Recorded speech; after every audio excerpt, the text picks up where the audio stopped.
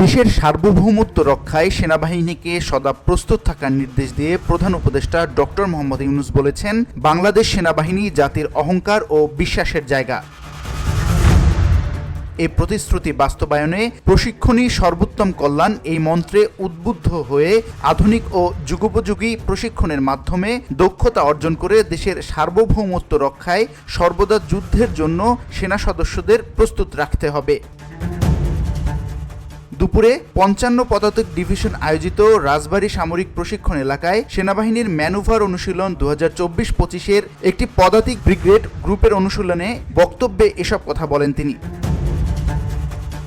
Doctor Muhammad Yunus বলেন, যে খেলোয়াড় যত পরিশ্রম করে বা প্রস্তুতি নেয়, খেলায় বিজয়ী হওয়ার সম্ভাবনাও তার তত বেশি। যুদ্ধের ক্ষেত্রেও তাই।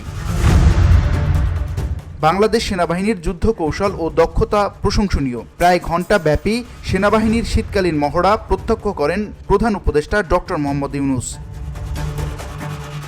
ভিউডি বাংলা নিউজ ডেস্ক।